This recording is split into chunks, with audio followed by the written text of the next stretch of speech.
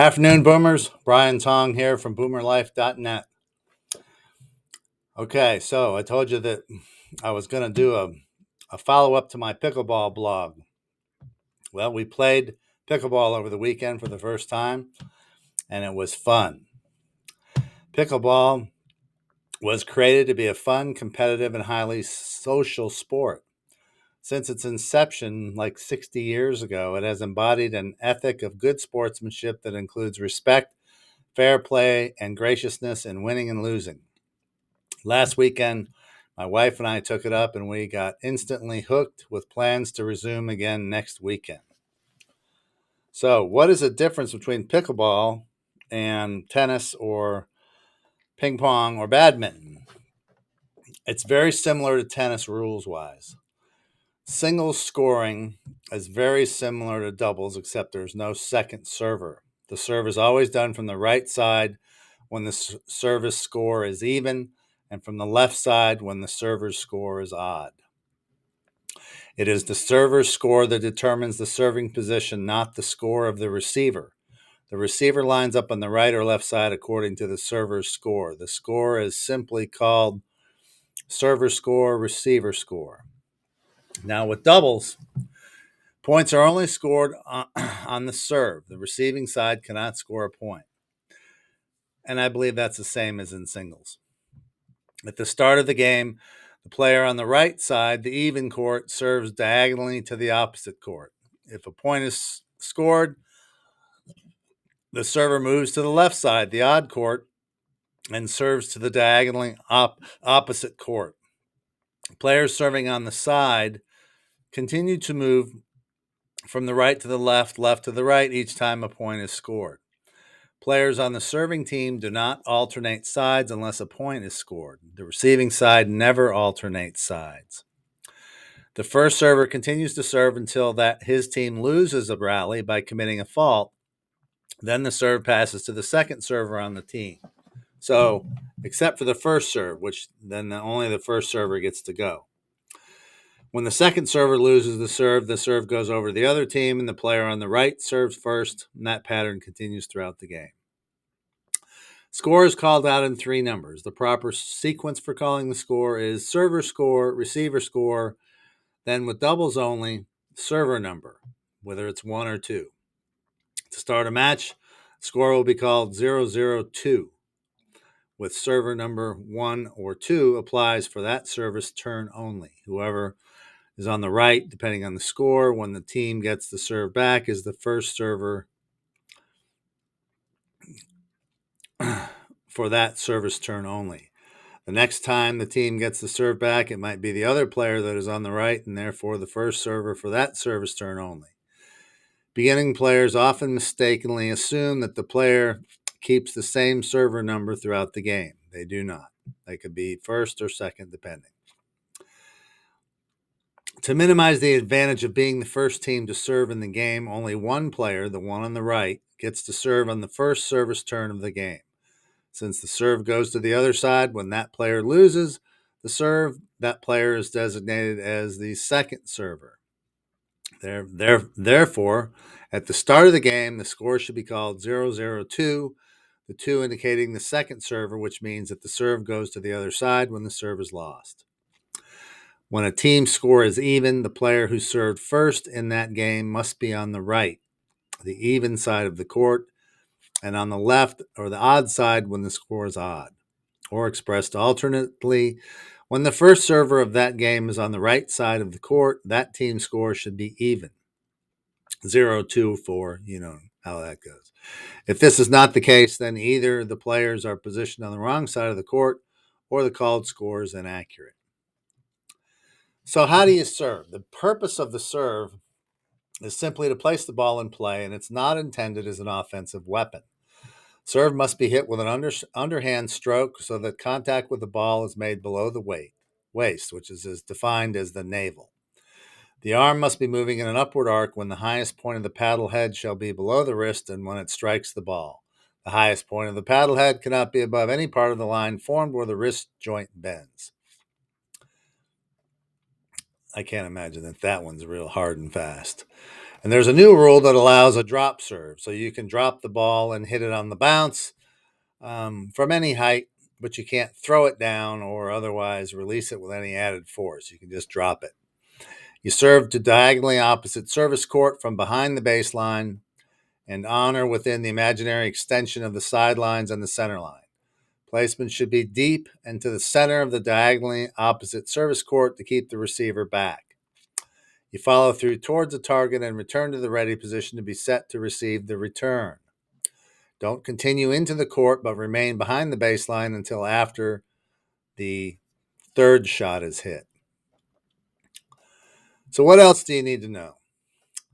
Well, here's some tips for new players, which I found to be helpful. Listen and accept suggestions that you violated a rule. It's to your benefit, which is stepping on the line most of the time or hitting the ball out. Loft service returns so they go deep, giving you time to get to the non-volley line. Remember that both the serve and the serve return must bounce before you hit the ball. So remain at or behind the baseline after serving to receive the return shot. Always get to the non-volley line as soon as you can. It's the strongest position. Face the player who will hit the ball, not the net. You will be better placed to hit the ball. Keep your paddle high near your chest, and your reaction time will be quicker. Keep the ball in play. Let your opponent make the mistakes. 75% of all rallies are won or lost because of unforced errors, many of them at the baseline. Return your baseline shot to the center as often as you can. Use your forehand for power, especially on the serve return, but also developing a good backhand will give you more complete game. Placement is much more important than power. Emphasize control over pace. Don't try to make a lot of sideline shots. They are low percentage. Hit to open areas, i.e., where the other players are not. Make note whether an opponent is right or left-handed and appoint hitting to the opponent's strong side. Don't take your partner's shot away by crowding his or her position. Don't move to the center line when your partner is pulled to the sideline do move to the center line when your partner is pulled to the sideline to return a shot. Learn to dink the ball proficiently, both cross-court and straight across the net, and be patient. Understand when to hit a ball hard or soft. Don't try to make a kill shot unless it's really there to make. Watch your opponent's paddle hit the ball. That tells you how fast the return will be and where it's directed. Hit the ball to the opponent's feet or backhand, especially if it's weak. Develop a drop shot just over the net from the baseline. This is an important shot when your opponents are at the non-volley line. Don't use it when your opponents are near the baseline. Keep them deep. Have friends hit shots to you that you don't like and work at returning them. Make your opponent doesn't like them either. Try to hit him or her. Look for patterns in your opponent's play that expose weaknesses and repetitive use of certain shots. Sometimes you can observe these tells during a pregame warm-up.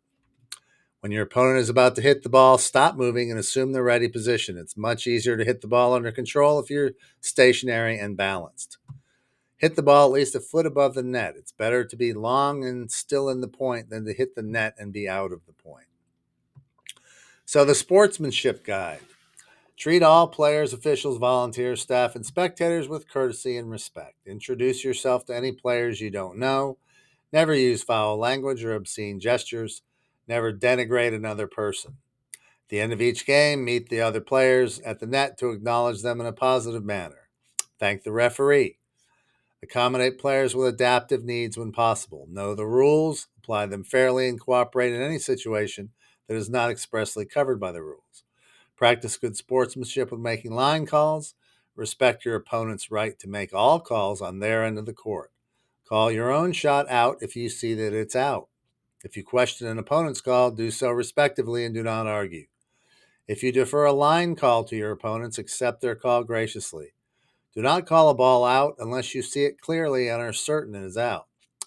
Promptly correct any wrong call made by your partner.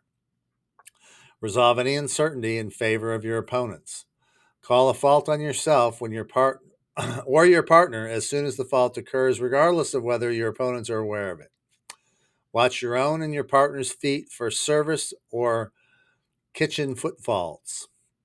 Accept your opponent's and partner's fault calls graciously. Admit if the ball hits you or your paddle on the way out of bounds.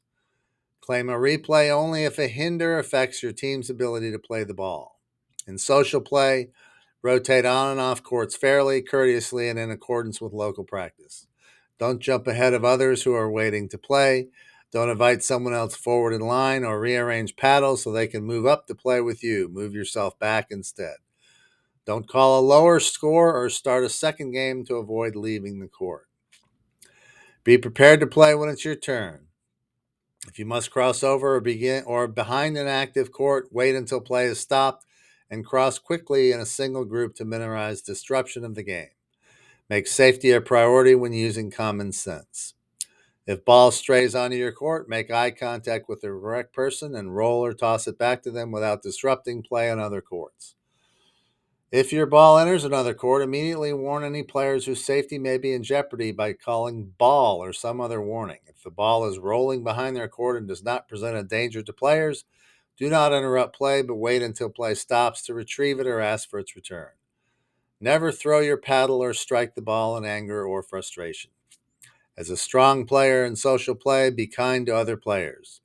Avoid hitting excessively to weaker players and do not slam the ball directly at other players. Be considerate about playing up and playing down. Be willing to play sometimes with less skilled players. Do not demand to play with more skilled players. Ask them nicely if you wish to play with them. Be respectful and supportive partner. Avoid criticism and negative nonverbal communications. Provide coaching and advice only when requested. So that's it for today, Boomers. Be well, and I'll give you another update on pickleball and some strategy maybe later this week. Have a great day. Brian Tong at boomerlife.net out.